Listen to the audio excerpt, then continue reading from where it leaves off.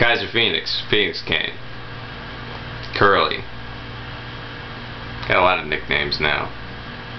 Anyway, I was reading Newsweek, the latest edition, my preferred weekly news magazine of choice.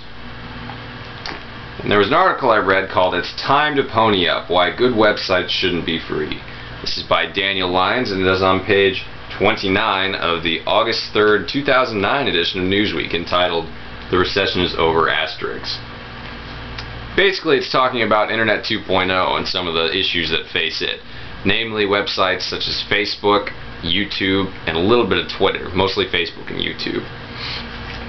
It's basically talking about how these sites, while incredibly popular and having millions upon millions of users and generating a lot of content, such as this video I'm creating right now, doesn't necessarily, well, turn a profit at all.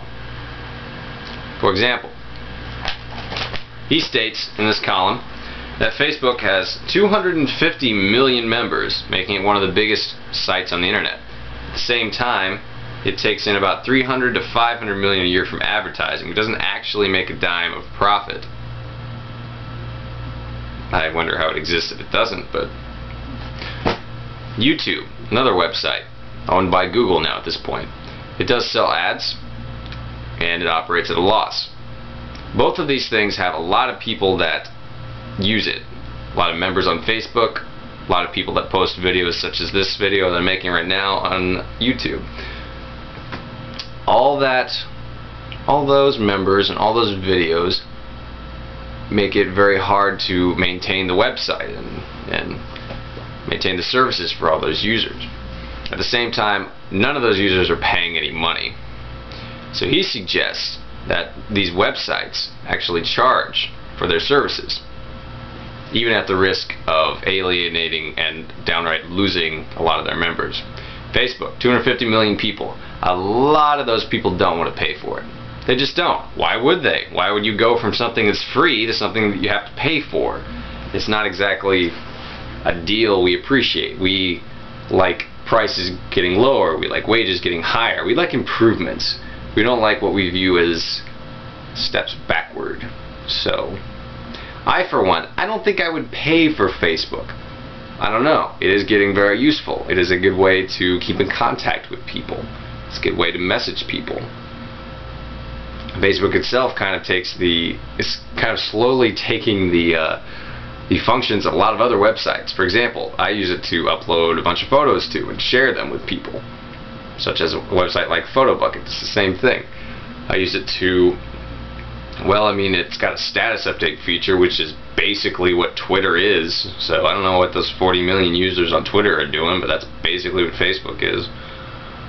I'm sure there are some differences. Don't angrily tell me what they are. I don't give a shit about Twitter. Anyway, it's also a good way to keep in contact with people, and does have an instant message service now, a chat service. It's not as good as AIM or Microsoft, what's it called? Microsoft Messenger, whatever it's called. But it's there. 250 million people.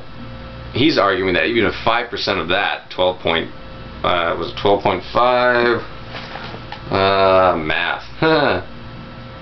Yes, 12.5 million people paying $60 a year, that's 750 million, which is a lot of money, even if that's 5% of the people that use Facebook right now actually paying for it.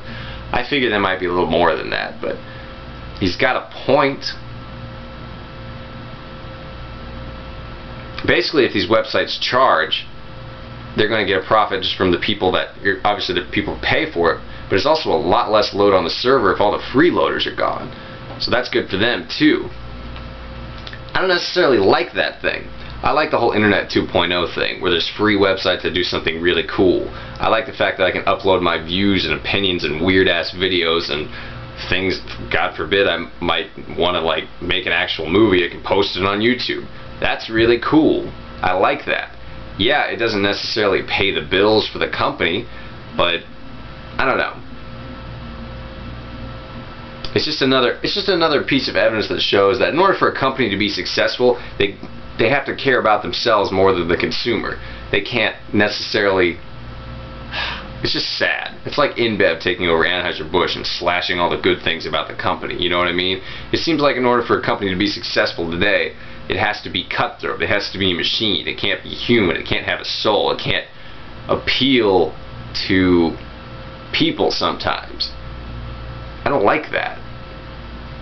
It's like one of the disadvantages to capitalism at times, is that the strongest one survives, and not necessarily the weaker one, but maybe the one that actually cares a little bit more about its customers and, you know, does things maybe not so efficiently, but does it in a way that's nice to people, it gets eaten up. I think maybe at a certain point YouTube and Facebook, and I don't care about Twitter, but things like that, they might actually have to do that in order to survive. It's either that or nothing. And they'll certainly choose that over nothing. This is not something I like. Something I understand, but I don't like it.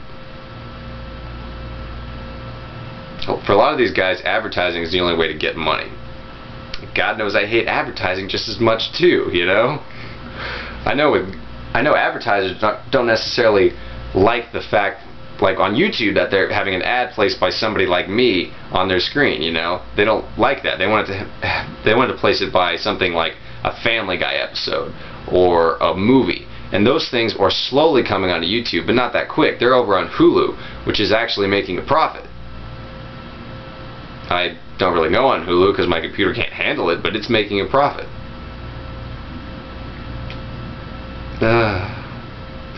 Such is the world we live in. The strong eat the weak, and YouTube gets eaten by Hulu, and I don't like it. If you have opinions on the subject, you can put them in the comment box. You could make a counter video about that, or talk to me about it. Go ahead and read the article.